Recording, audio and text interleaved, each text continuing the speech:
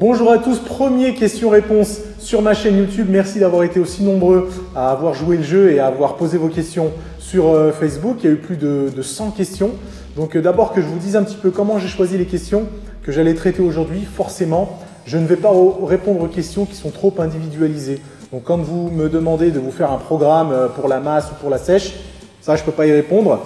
J'ai choisi les questions qui étaient entre guillemets les plus générales ou en tout cas les questions qui pourraient servir au plus grand nombre. De cette façon, vous serez le maximum à pouvoir vous y retrouver. On commence avec la première question qui nous vient de l'INSEE. J'arrive toujours pas à faire des tractions, de l'aide s'il te plaît. Alors l'INSEE, toi apparemment, tu n'as pas lu mon article « Comment progresser aux tractions sur mon site internet ». Je te donne quelques petits conseils qui sont intéressants et que je pense que tu peux reproduire. Le plus intéressant à mes yeux, c'est de cibler, c'est de se concentrer sur la phase négative. C'est-à-dire ralentir le plus possible la phase négative, quitte à ne pas faire la phase positive. Donc tu peux attraper la barre, donner une impulsion pour monter et essayer de retenir la descente le plus longtemps possible. Deuxième chose que tu peux faire, c'est du rowing inversé. Le rowing inversé, c'est le seul exercice en plus des tractions que tu vas pouvoir faire au poids du corps. L'avantage, c'est qu'il est beaucoup plus facile, que tu vas pouvoir modifier la difficulté en fonction de la hauteur de la barre et du coup, ça pourra te mettre un espèce de pied à l'étrier avant de passer aux tractions classiques. Donc essaye le rowing inversé et je suis sûr qu'en quelques semaines, tu pourras placer quelques tractions. Deuxième question, Samy nous demande « Est-ce que je peux toujours m'améliorer et prendre du muscle en m'entraînant régulièrement sans prendre aucune poudre ?» Évidemment, Samy, que tu peux. Les compléments alimentaires ne sont absolument pas indispensables. Mais il ne faut pas se le cacher. Si tu fais de la musculation régulièrement et de façon intensive, peut-être que l'utilisation de compléments pourrait te faire atteindre ton objectif un petit peu plus rapidement. Mais si jamais tu es contre ça, et je ne comprendrai pas pourquoi, parce que non seulement les compléments ne sont a priori pas dangereux, mais en plus, ce n'est pas du dopage, hein, ce n'est pas de la triche, et je pense que c'est ça que tu as voulu dire dans ton commentaire. Donc en clair, bien sûr que tu pourras progresser, mais garde en tête que tu pourrais progresser un peu plus vite avec des compléments alimentaires. Loïc me demande « Que penses-tu du cyclage des glucides suivant les jours d'entraînement et de repos ?» Alors c'est une excellente question, Loïc. Le cyclage des glucides, je suis pour pendant une phase de sèche, quand tu essayes de perdre du gras. Après, si ton objectif n'est pas forcément de perdre du gras, je trouve que cycler les glucides, c'est se casser un petit peu la tête pour rien. Mais après, ça peut être une bonne façon de modifier un petit peu la quantité de glucides que tu manges en fonction des groupes musculaires que tu vas entraîner. Manger un peu plus de glucides les jours où tu vas faire les jambes. Manger un peu plus de glucides les jours où tu vas entraîner ton point faible pour faire en sorte justement que tu aies le maximum d'énergie pour ta séance et t'assurer que tu ne vas pas stocker de gras avec l'excès de glucides. Mais à mes yeux, tant que tu ne fais pas de sèche, peut-être que tu ne verras pas la différence si tu fais du cyclage ou si tu n'en fais pas. Alors Yacine me demande comment préserver ses genoux tout en continuant de courir. Est-il dangereux de courir souvent sur un tapis? La course sur le bitume n'est-elle pas aussi risquée? Sur quelle surface faut-il courir? Alors c'est une excellente question et je suis sûr qu'il y a plein de personnes qui se la posent. Malheureusement Yacine, je crois que tu t'es adressé à la mauvaise personne parce que du footing, j'ai dû en faire 3 ou 4 fois dans ma vie.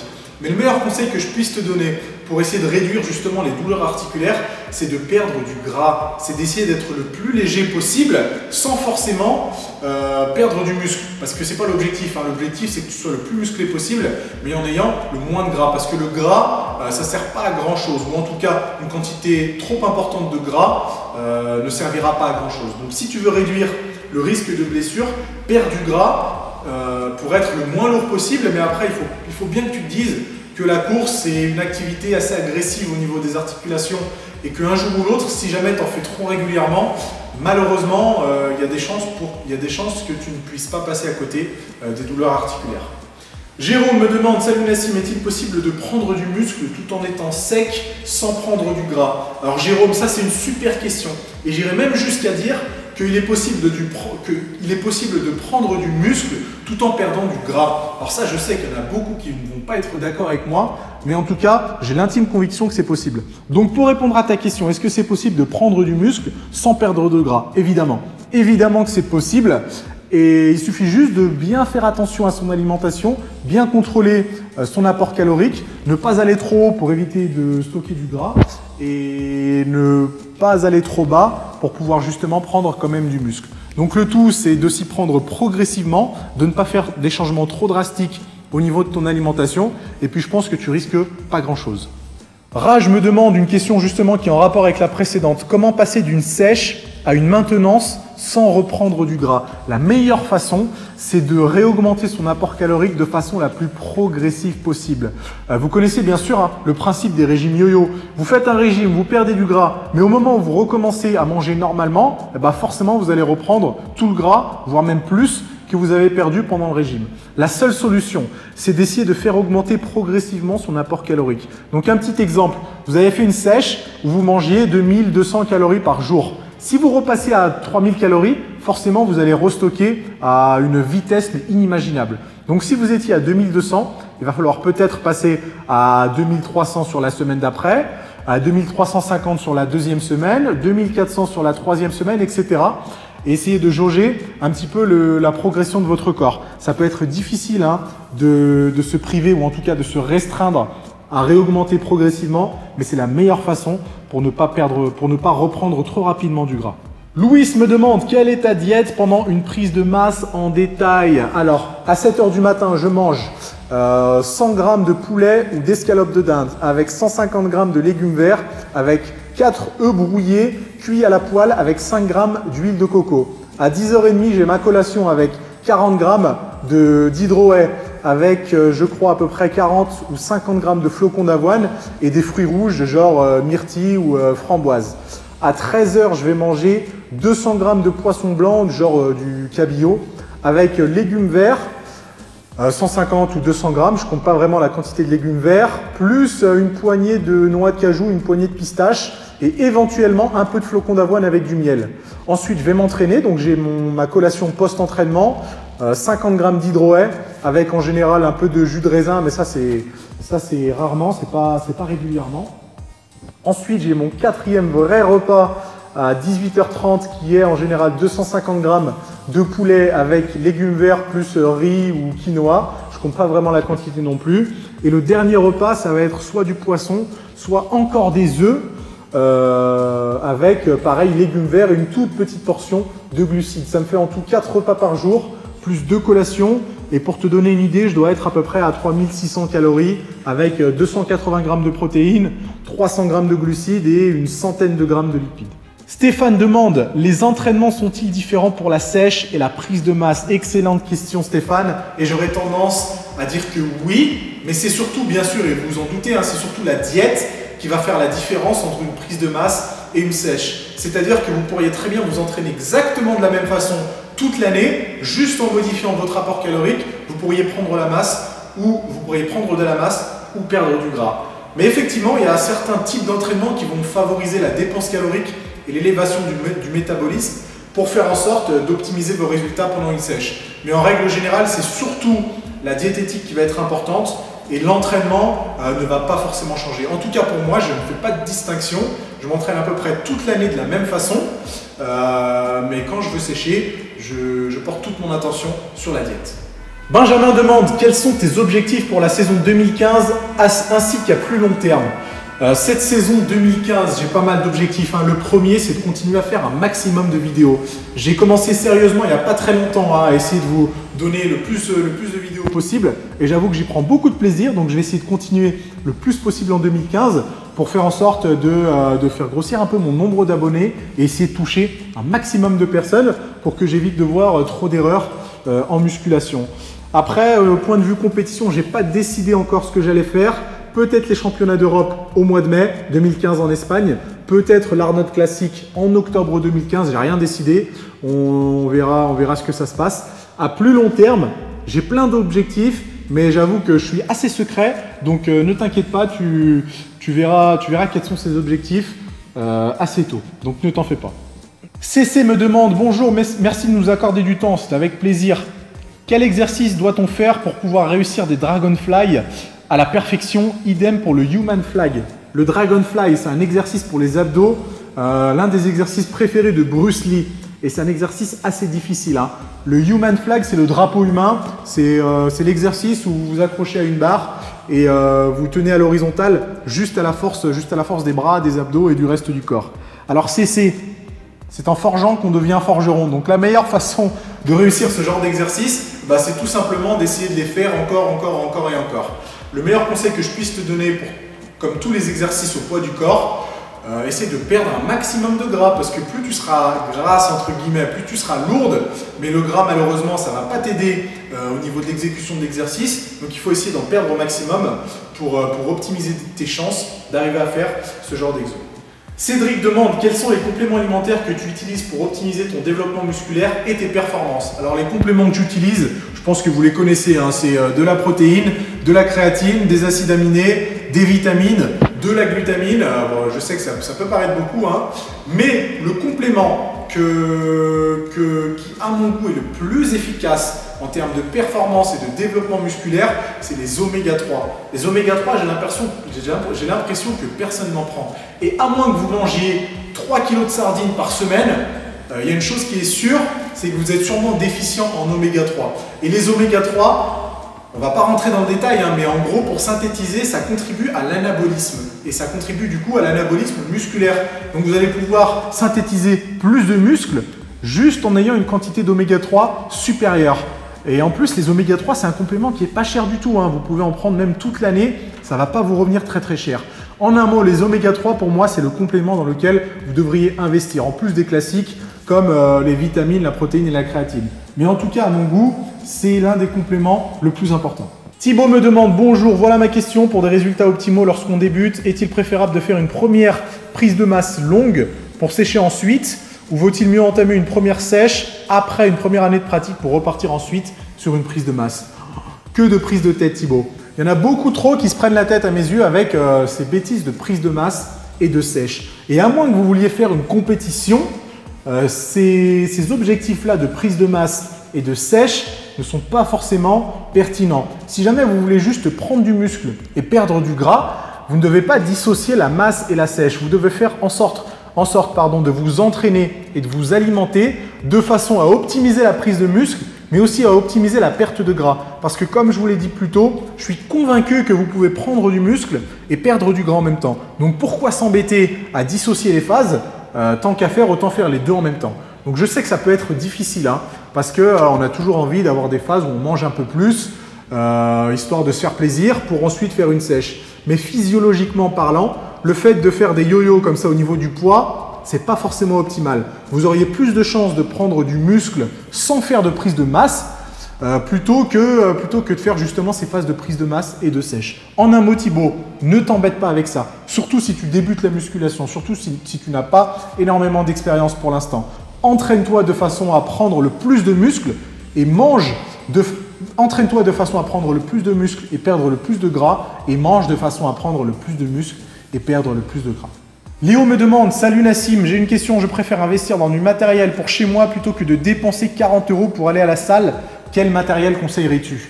Léo, je te conseille de t'inscrire dans une salle. 40 €, ça peut paraître cher, mais honnêtement, tu n'auras jamais assez de matériel chez toi pour faire en sorte d'avoir une stimulation musculaire efficace. Le problème d'avoir du matériel chez soi, c'est qu'à moins que tu dépenses 4 ou 5 000 € de matériel, je pense que tu n'auras jamais assez de matos pour avoir des entraînements assez intenses et assez efficaces. Donc effectivement, pour les premiers mois de musculation, ça peut suffire.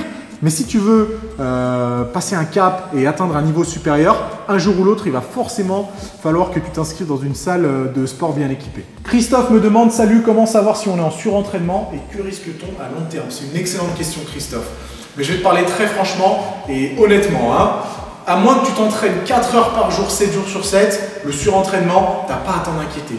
La plupart des gens ont peur d'en faire trop, de peur justement d'atteindre le surentraînement. Mais vous avez des athlètes de haut niveau qui s'entraînent autant que 6 heures par jour, 7 jours sur 7, et de surentraînement, ils n'en ont jamais entendu parler.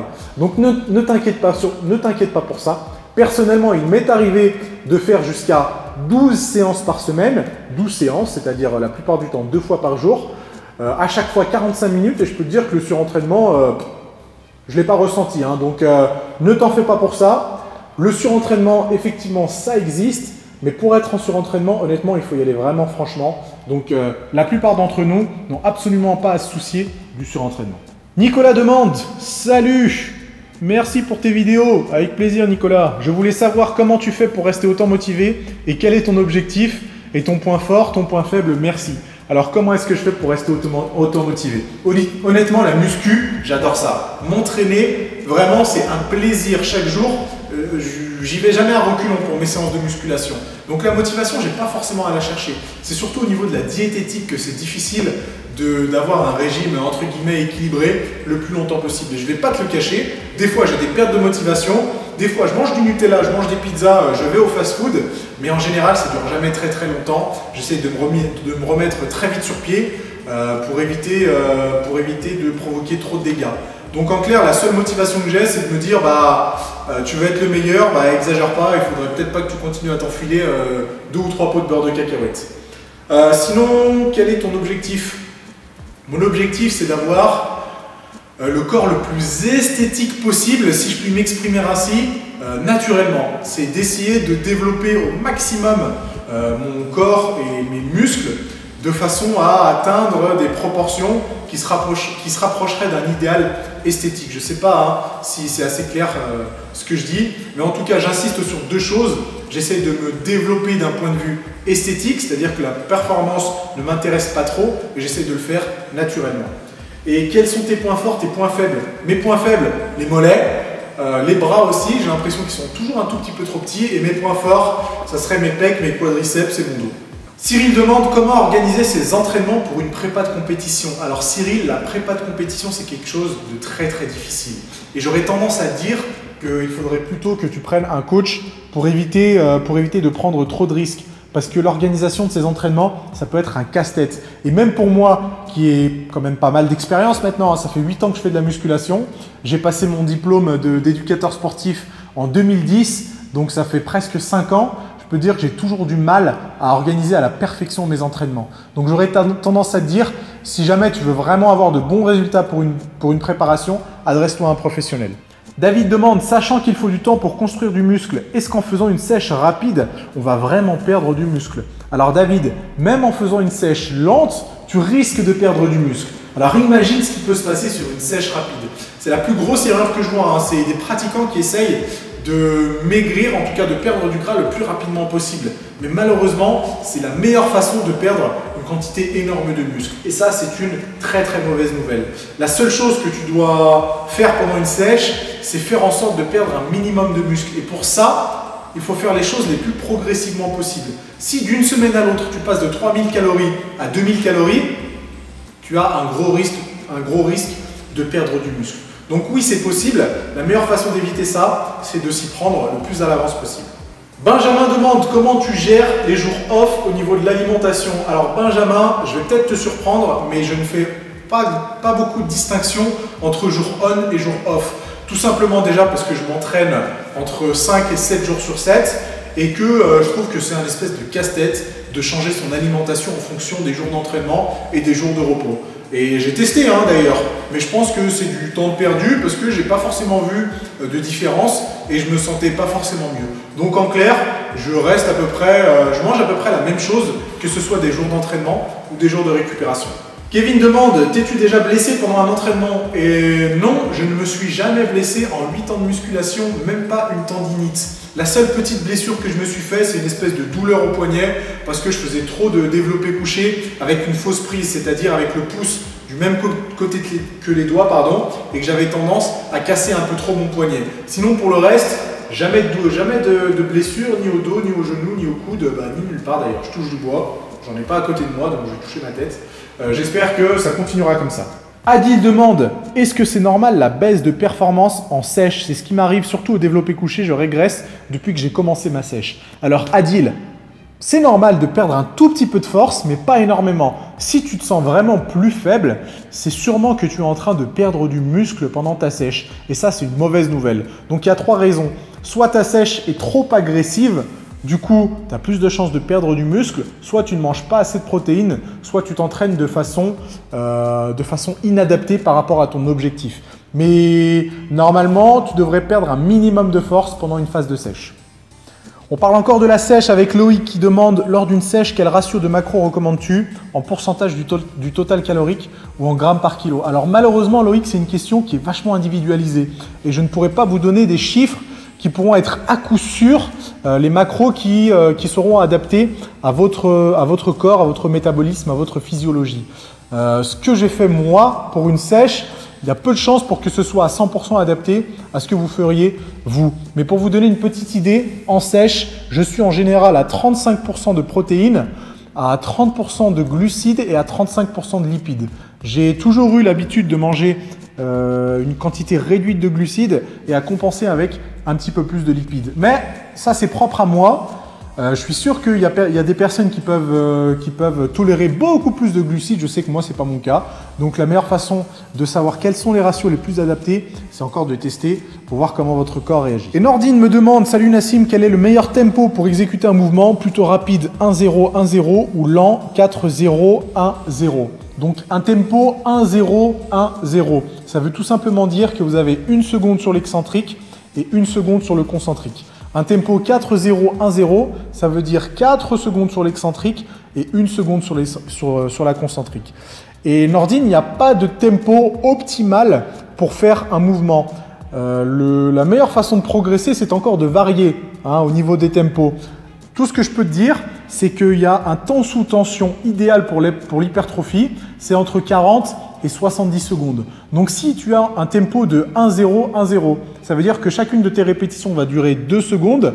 Ça voudrait dire qu'il te faudrait au moins 20 répétitions pour être dans la fourchette des 40 à 70 secondes qui sera la plus conseillée pour l'hypertrophie. Donc après, à toi d'adapter ton entraînement en conséquence, mais il n'y a pas de tempo conseillé. Il faut juste essayer de varier justement pour faire en sorte que son corps ne s'habitue pas à une seule fonction, à une seule façon de s'entraîner. La seule chose que je peux te dire et la seule chose dont je suis sûr à 100%, c'est qu'il ne faut jamais ralentir la phase concentrique. C'est-à-dire que ça ne sert à rien de pousser très lentement sur un développé couché ou un squat par exemple. Effectivement, ça peut être intéressant de retenir la charge très lentement, en 4, en 5 ou en 6 secondes, mais en général, il faut toujours essayer de la pousser de façon explosive mais contrôlée. Et voilà, c'est tout pour l'épisode d'aujourd'hui. J'ai répondu, je crois, à entre 20 et 25 questions. Je sais que certains seront déçus que je n'ai pas choisi leurs questions, mais ne vous inquiétez pas, j'essaierai de faire ça le plus régulièrement possible, dans l'idéal 1 fois par mois. J'espère que les réponses que je vous ai données aujourd'hui vont vous servir à quelque chose. J'espère que vous avez appris 2-3 petits trucs justement pour améliorer votre entraînement ou votre diète. Dites-moi ce que vous en avez pensé. Vous pouvez éventuellement me poser 2-3 questions dans les commentaires pour que je puisse essayer d'y répondre. N'hésitez pas à partager la vidéo et bien sûr à vous abonner à la chaîne. Je vous dis à bientôt pour un nouvel épisode.